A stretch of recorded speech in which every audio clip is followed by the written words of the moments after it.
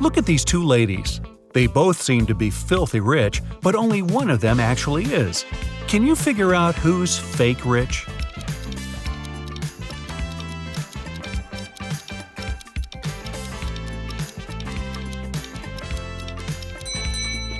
It's the girl on the left. She's taking a photo with a luxury car in the background. But there's someone in the driver's seat, and this person looks rather shocked. The next question is even trickier. A man went around the world in a ship, and still he was always inside of land. How is it possible?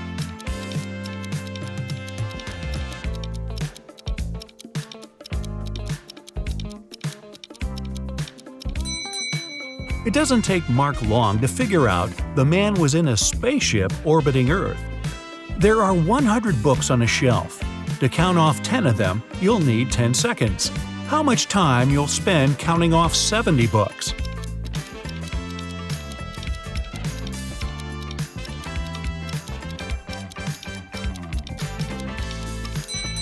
It will take you 30 seconds. You'll need this time to count off 30 books, and the remaining ones will add up to 70. Jackson came to visit his friend Aiden, who he hadn't seen in ages. They had a great time, gossiping and drinking tea. But Jackson had completely forgotten Aiden had one quirk. He loved making up riddles and never let anyone leave his house without cracking one or two of his newest ones. This time, his question was, "What do you swallow that can swallow you?" Can you help Jackson get home? Hey, it's already late.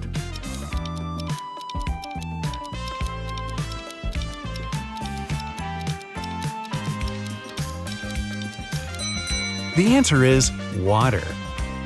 Jackson was smart enough to know he won't be able to leave Aiden's house after just one riddle. True to his expectations, another riddle was waiting for him. What is lower with a head on top than without it?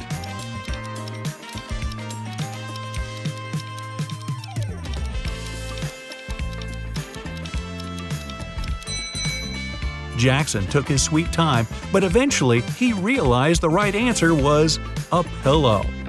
Could he go home now? Apparently not yet, but Aiden promised it would be the last riddle for the evening. He told his friend, Hannah's birthday is on January 23rd, but she always celebrates it in the summer. Why?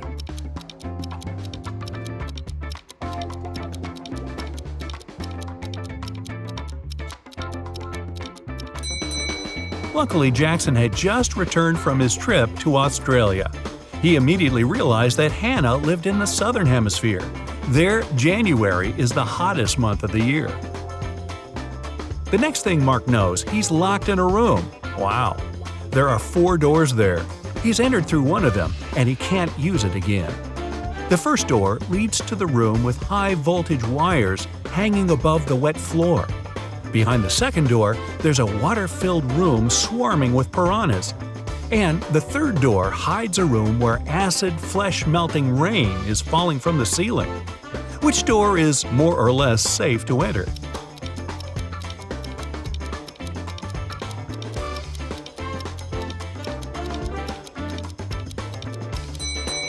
Mark opted for the first door and didn't regret it.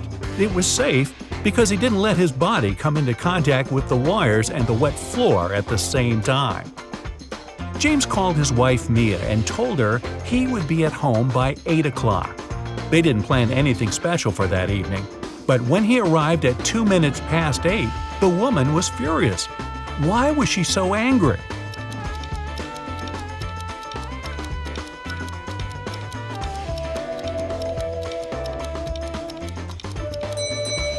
Mia thought her husband would come home by 8 p.m., but he appeared at 8:02 a.m. the next morning.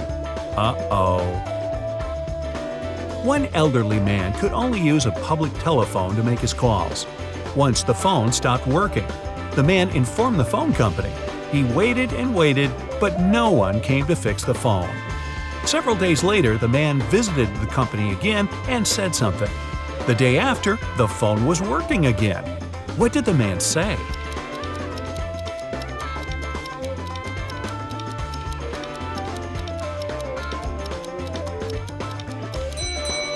He said people use the phone to make calls without paying. Look at this picture attentively. What's wrong with it?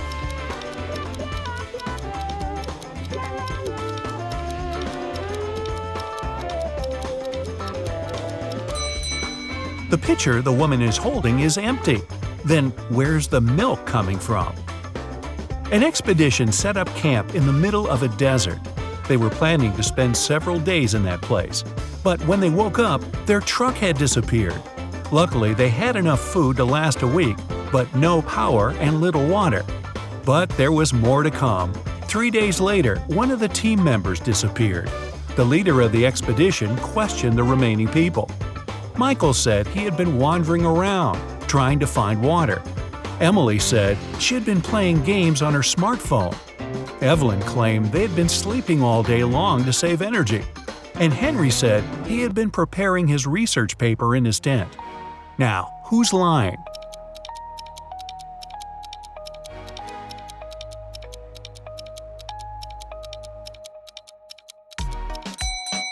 Emily. In 3 days, her phone would have already run out of battery.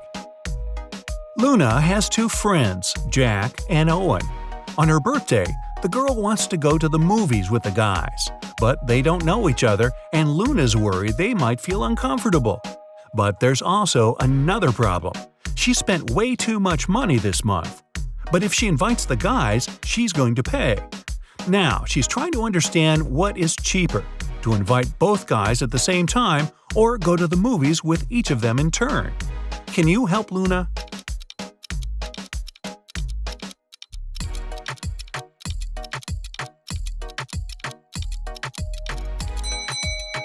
It'll cost the girl less to invite her 2 friends at the same time. This way, she'll only have to buy 3 tickets. If she goes with each of them, she'll pay for 4 tickets. Students knew they would have an exam on Friday, but their strict professor didn't tell them the exact time. When one guy gathered enough courage to ask about it, he got a weird reply. If 11 plus 2 equals 1, 10 plus 6 equals 4. If you manage to figure out the answer, you won't miss the exam. Do you know when the students should meet with their professor?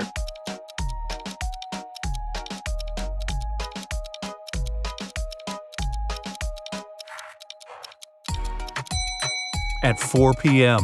11 o'clock plus 2 hours is 1 p.m. Then 10 o'clock and 6 hours is 4 p.m. Mark has always been jealous of his friend Liam's achievements. This week, they're both taking part in a battle of wits. Mark decides to do everything possible to win this time. And the first task is to guess the word. It has 7 letters and it is very heavy. But if Mark takes away 2 letters, he'll get 8. If he takes away 1 letter, he'll get 80. What word is it?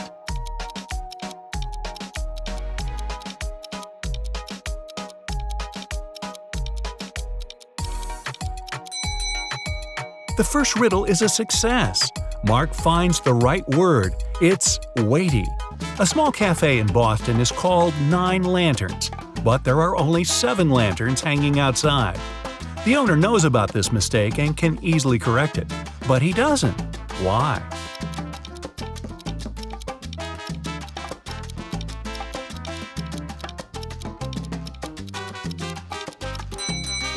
When the wind took away 2 lanterns some time ago, the man wanted to replace them. But before he could do it, he noticed that more people started to come into his cafe. They told him 2 lanterns were missing and then stayed to drink coffee.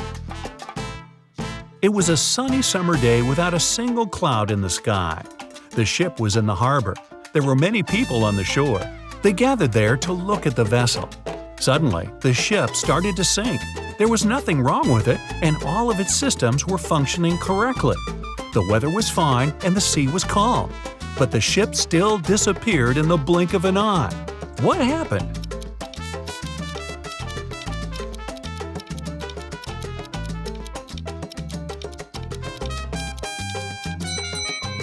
Well, nothing unexpected. Submarines are supposed to travel underwater. Okay, you ready? Oliver was walking near the river in the evening when a group of people dressed in black caught him. All of them were wearing masks. Their leader offered Oliver 3 options. They could throw the guy into the sea with hungry piranhas, he could choose to end up in the ocean swarming with sharks, or he could opt for a river with hippos. What should Oliver choose to survive?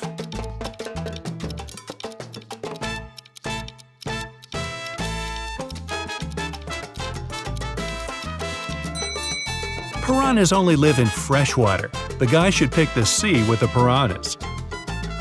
It turned out the next task was the last one in this competition.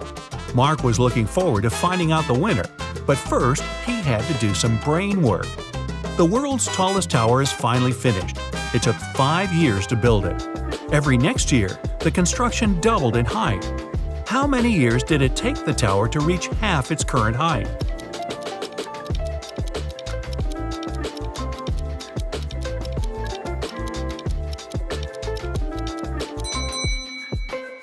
"4 years.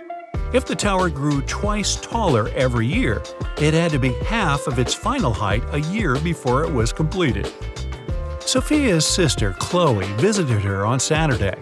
The women had a meal and talked about their lives. Chloe had been promoted. Her husband had recently presented her a diamond ring, and they were going to have a vacation in Hawaii. Chloe didn't have such amazing news.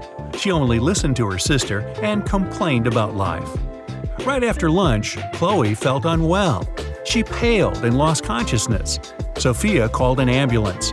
They rushed Chloe to a hospital and hardly had enough time to save her life. It turned out the woman had been poisoned. The police came to Sophia to ask her a couple of questions. She was shocked. "We ate the same food. I cooked chicken and made a vegetable salad. Nothing exotic." After examining the food, the police officers arrested Sophia for trying to poison her sister. But how did she do it?